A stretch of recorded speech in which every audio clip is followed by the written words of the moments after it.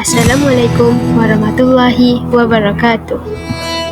Hari ini, saya ingin membentangkan tajuk tokoh yang mewarnai dunia falsafah. Sebelum saya menerangkan lebih lanjut, izinkan saya memperkenalkan diri saya dan ahli kumpulan saya. Saya, Fatin Nuhatika Balkis, pembentang seterusnya Mariatul Zawiyah, Nuri Nazlah, Nur Sabrina Sahira, Khairul Najwa, Ain Insyirah, Nabila, Farisha Iwayu, Umi Alia dan Daud Sitompul. Di sini, saya ingin membentangkan tentang pengenalan. Terdapat dua tokoh yang telah kami pilih, iaitu Al-Farabi dan Socrates. Al-Farabi merupakan seorang ilmuwan Islam yang menguasai pelbagai bidang falsafah dan mantik. Sepanjang hayatnya, Al-Farabi kerap mengembara di samping berguru dengan ahli pujangga dan ahli falsafah yang masyhur untuk mendalami ilmunya. Manakala Socrates merupakan tokoh yang merupakan berbentuk falsafah pendidikan dan berfikiran logik. Beliau adalah seorang tokoh penting yang memulakan asas cara manusia menilai dunia di sekitar mereka. Socrates adalah seorang ahli falsafah dari Yunani yang diakui oleh ramai sebagai pengasas falsafah barat. Baiklah, saya serahkan kepada pembentang seterusnya untuk menerangkan biodata dan sumbangan mereka. Latar belakang Socrates. Biodata Socrates. Socrates dilahirkan sekitar tahun 470 sebelum Masihi di Athens, Greece. Socrates adalah anak kepada Sophronicus, seorang tukang batu dan pengukir di Athens, dan ibunya Penelope, seorang bidan.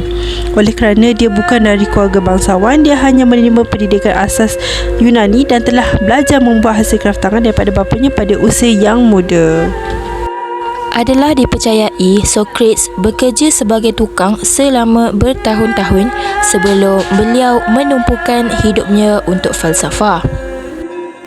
Socrates telah pun berkahwin dengan Xanthippe, seorang wanita muda yang telah melahirkan 3 orang anak, iaitu Rempocles, Sophroniscus dan juga Menexenus.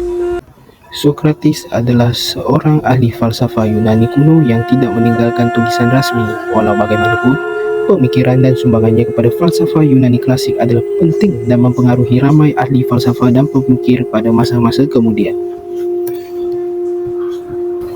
Dialog Sokratik. Antara sumbangan Socrates adalah dialog Sokratik. Dialog Sokratik adalah kaedah komunikasi yang digunakan oleh Socrates, ahli falsafah Yunani kuno.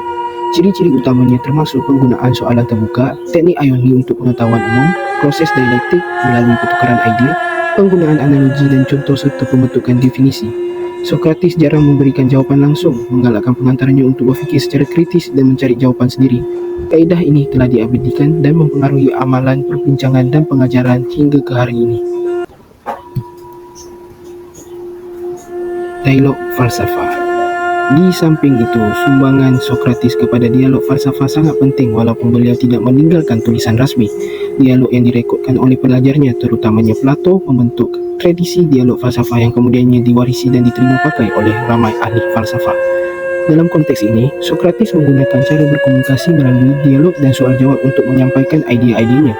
Walaupun tidak menulis karya falsafah secara langsung, pemikiran dan perbincangan Socrates yang termaktub dalam dialog menyediakan asas untuk pembangunan cara falsafah melalui perbualan. Pendekatan ini melibatkan pertukaran idea, soalan mendalam dan refleksi bersama yang mengajak orang ramai berfikir secara kritis. Tradisi dialog falsafah yang dimulakan oleh Socrates melibatkan interaksi antara guru dan pelajar, yang membolehkan pemahaman yang lebih mendalam melalui perbahasan dan pertanyaan. Ini membantu menyampaikan pemikiran Socrates dan banyak menyumbang kepada pembangunan falsafah sebagai disiplin. Oleh itu, sumbangan Socrates kepada dialog falsafah melalui kaedah siasatan dan dialog mendalam membentuk warisan penting yang memberi inspirasi kepada ramai ahli falsafah kemudian dalam latihan dan pembangunan falsafah.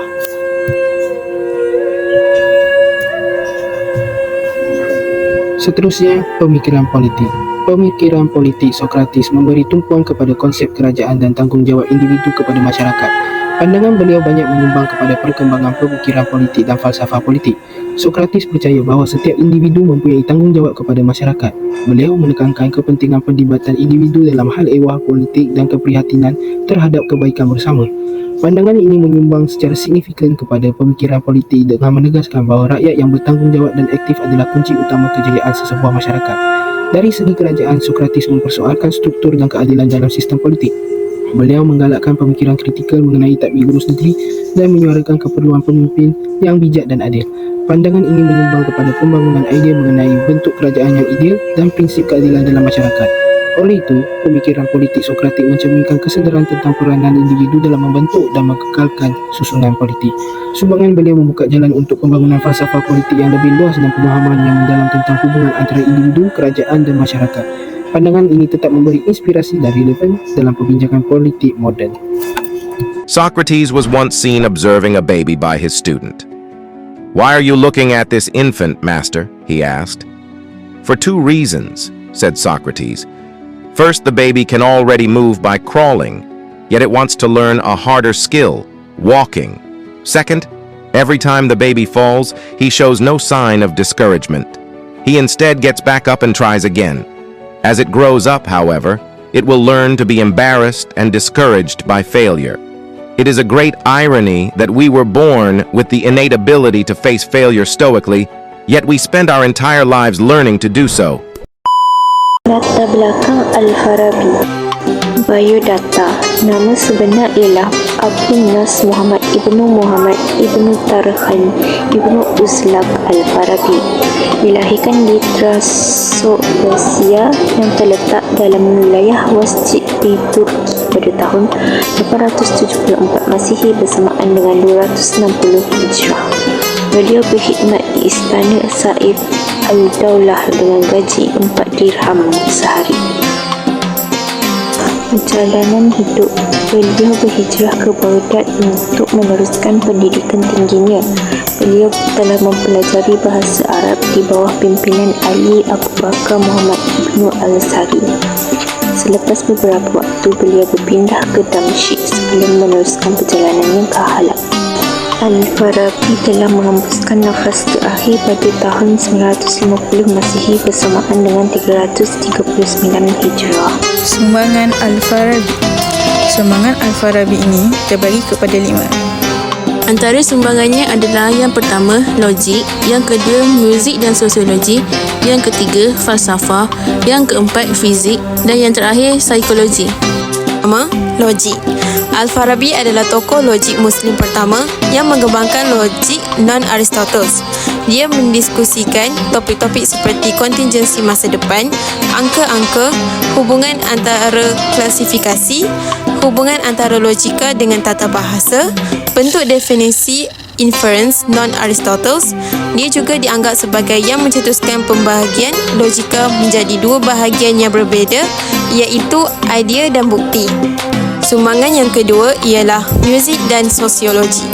Menulis buku-buku mengenai sosiologi di masa-masa awal Islam dan sebuah buku mengenai muzik yang berjudul Kitab Al-Muzika.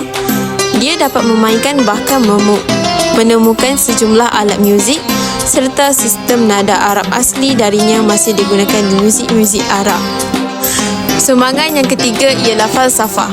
Al-Farabi mempunyai pengaruh besar di bidang ilmu sains dan falsafah selama beberapa abad dan diberi sebagai panggilan yang kedua terbaik dalam pengetahuan setelah Aristoteles pada masanya.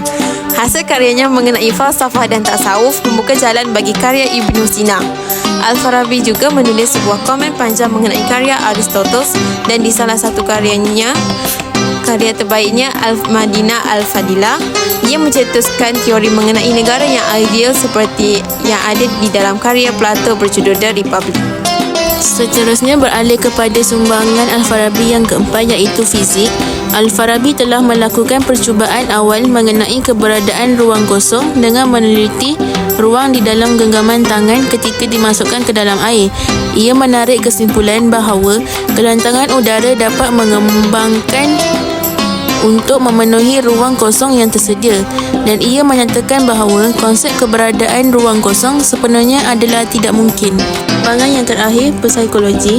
Dalam psikologi, risalah-risalah psikologi sosial dan kota percontohan karya Al-Farabi adalah termasuk karya-karya awal yang membahas mengenai psikologi sosial. Dia menyatakan bahawa individu yang berdiri sendiri tidak dapat mencapai seluruh kesempurnaan tanpa bantuan individu lain. The aim of the wise is not to secure pleasure, but to avoid pain. The best action is one that is best in accordance with the good. An art, which has an aim to achieve the beauty, is called a philosophy, or in the absolute sense it is named wisdom.